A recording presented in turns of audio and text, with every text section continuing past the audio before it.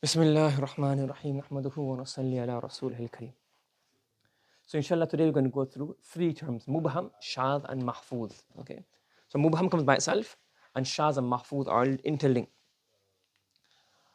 So let's say we have this hadith, this chain. We say حدثنا الشافعي عن مالك عن رجلين. What's happening about this hadith? Can we say what's the condition of Sahih? It has to be muttasil. It has to be adl. And zabt. Is rajul, does he have adl or zabt? I don't know who he is. So we're not saying he's a bad person, we don't know who you are. If we don't know who you are, then how can we say anything about you? So we say we can't trust. The hadith, it may be nafi. And nafi is zabt and adl, it has zabit and adl, but we don't know who he is.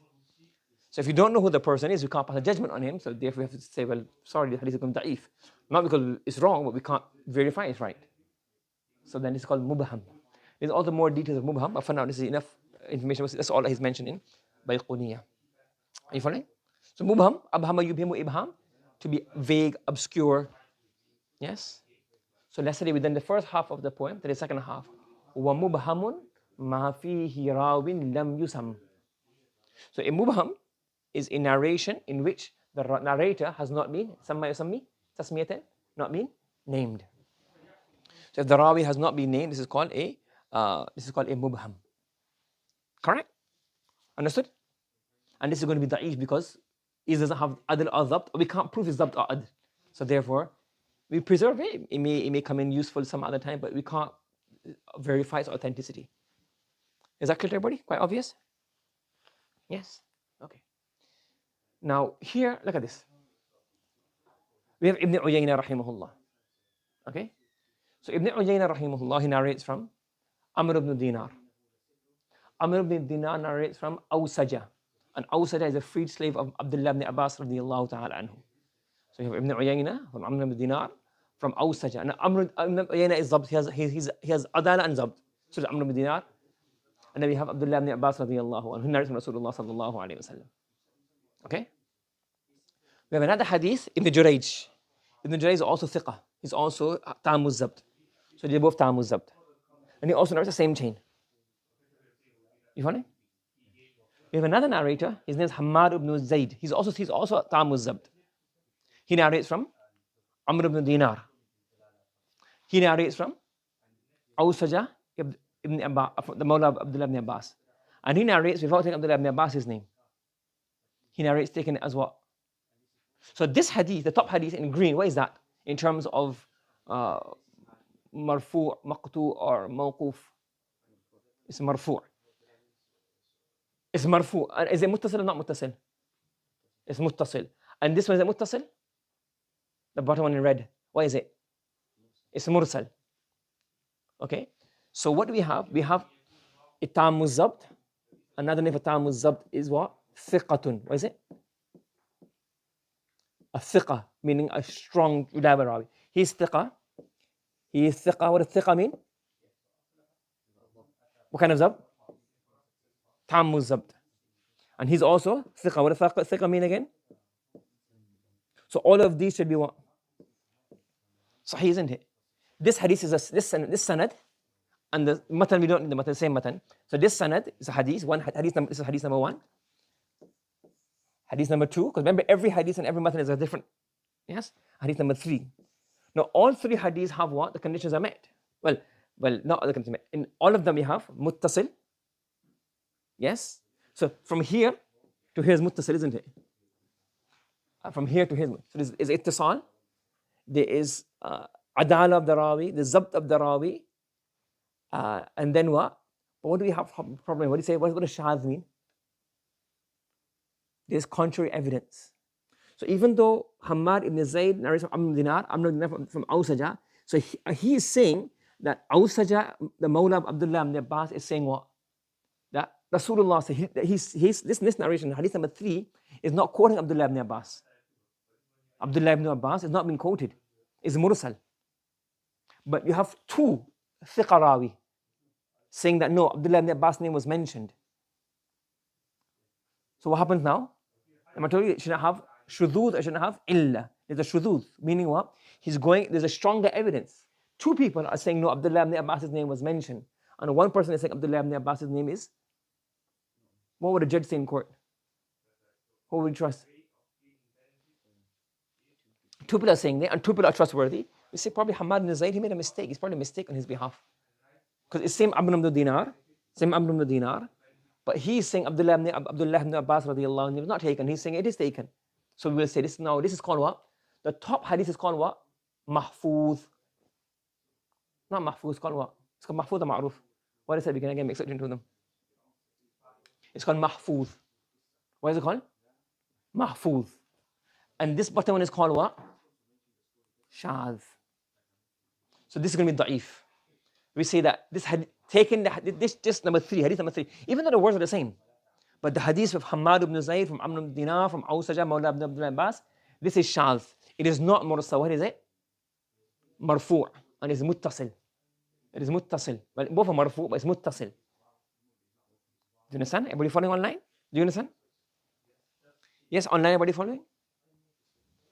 So when we have a narrator who is thiqah, but he narrates contrary to the people who are more thiqah than him, or more people who are thiqah, then we say here, what? This is shadh. This is something wrong. He may have made a mistake, because even though his preservation is right, nobody gets everything right, do they?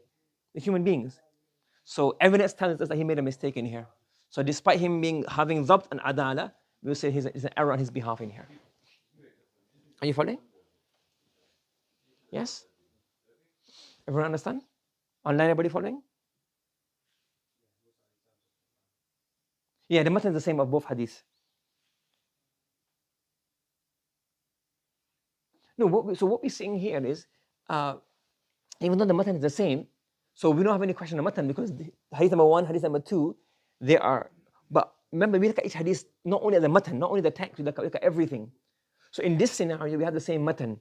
So we're not saying that. So this hadith, in terms of this chain, is a weak chain, even though the wording is correct. And so we're saying that this da'if in terms of he's made a mistake in attributing it as a mursal, even though the chain is correct, even though the wording is the same as the thiqah.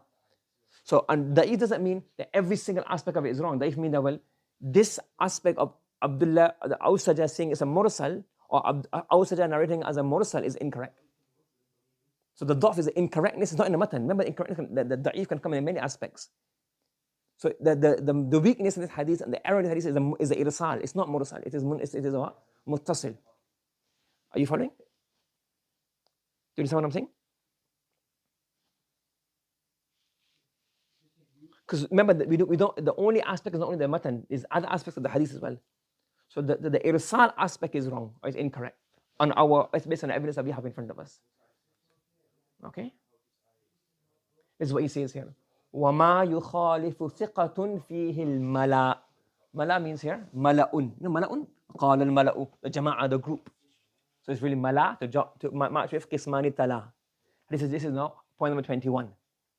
So thiqatun is again, what's thiqa? Is another word for somebody who's tamul dhabt, who has proper level 1 dhabt. So that hadith fihi, in which a thiqa, that hadith in which a thiqa, what does he do? He khalafa al-mala, ay al-mala'a. He opposes a larger group of people. For shadh, this is called what? Shadh. But it doesn't only have to be a mala, it can also be somebody who's more thiqa than him, who's more reliable than him. Are you following? So وَمَا يُخَالِفُ ثِقَةٌ فِيهِ, that narration in which a thiqa opposes a group of thiqat, or not mentioned here, or somebody more thiqa than him. For shadh, this is known as what? Hadithun shadh. And the other one is known as what? Mahfuz. The one that's not shadh, the one that we take, we call that what? Mahfuz. Is everybody following? Everyone follow? Okay. So let's look at it here. What's a hadith? Hadith is something made up of a sanad and a matan. Correct? And then we look at hadith in different aspects. The first aspect is in terms of it being sahih. So what are the levels of it being sahih? It's either going to be what? Sahih, Hasan, Da'if. And we've done this quite a few times already now, right? We can go through that one.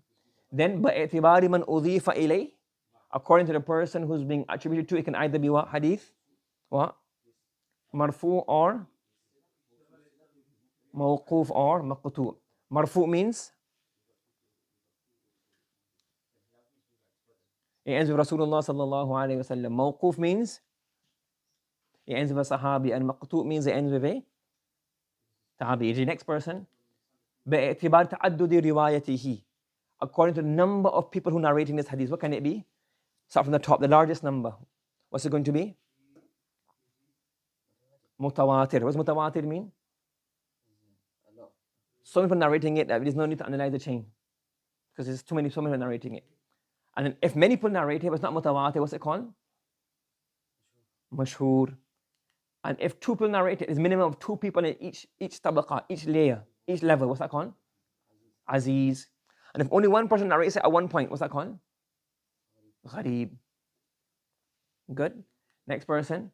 If باعتبار اتصال والانقطاع, relative to the chain being what? What's اتصال mean? Connected and linked. And inqita' means a breakage. So whether there's a breakage in the chain or whether it's just there's no breakage, it's going to be muttasil or munqati'. So what does mursal mean? What does mursal mean? The sahabi is missed out. And mu'allaq, so basically the end of the chain, the sahabi is missed out. And mu'allaq, beginning of the chain, maybe one, maybe two, maybe everybody. And then if there's two or more consecutive missed out, it's called? What's it called? Mu'adhal. And if any other breakage is called what? Munqati'. Yes? And what's mudallas? What's mudallas? There's two types. The one that has a breakage is what? A person narrates from whom? A person narrates from somebody who he met or who he met, but he never heard that hadith from him. Or who he didn't meet, but what did he do? He could have met. And that's called, so tadlis is that this is how he's kept it in here. Yes, mudallas is where you narrate from somebody without saying you met from them, without saying you heard from them. What do you say? That what? You narrate in such a way that it gives the impression you heard from them, even though you haven't heard from them. And where it's possible to have heard from them. That's called what? Mudallas. And the other type of mudallas is what? That's a type of mubham, isn't it? Where you narrate how? How do you narrate? With a name not known. Yes? Correct? Okay.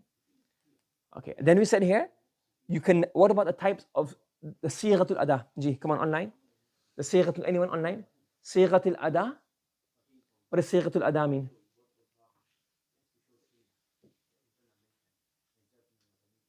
The formula used to convey that you have heard or you have transmitted. What are the two types of the sigha you can use? You have those sigha which are clear and explicit in that you heard. What kind of words do we have for those? أخبرنا, حدثنا, أنبأنا, سمعت, قال لنا. And then you have those which are not explicit in sama'. Meaning, it's possible you heard it, it's possible it's a narration that you heard from somebody else. What's that? What are those? What are two types of those? An ana and mu'an ana. So you have hadith mu'annan or mu'annan. So you have an ana or an ana. Meaning use an, the ayn, or use the word anna or anna. Those are ghayr sarih fi sama'. And now, today we started discussing some uyub, some faults within the hadith. The first fault we discussed was what? Mubham. What does mubham mean? What does mubham mean? A person ambiguous. Now, the rawi is not known. Now, mubham and the second type of mudallas is similar, isn't it?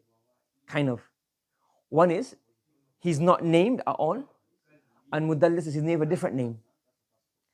You can also have a mubham where you have a name which is not known. He didn't intend to name him purposely in a way that you don't know.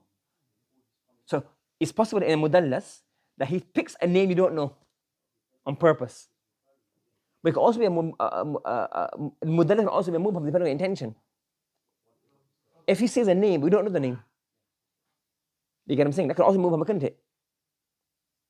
If he takes a name that we don't know on purpose, what's that going to be? Mubham or mudallas?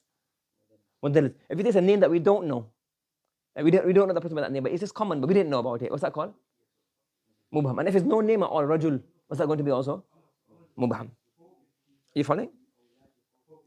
And then the other fault is where one narrator who is strong himself, but he narrates it contrary to more thiqah or more ta'amuzab people, or people have more zab than him. This is called shaaz. And the opposite of shaaz is what? The one that is not shaaz is mahfuz. Understood? Is it clear to everybody? Everybody following? Yes? So today we learned mubham, shaaz, and opposite of shaaz is mahfuz, even though mahfuz is not mentioned in the text. Any questions from anyone? Okay. Let's stop here, inshallah. Subhanallah wa bihamdi, subhanakallahumma wa bihamdika, wa nashhadu an la ilaha illa anta, nastaghfiruka wa natubu ilayk.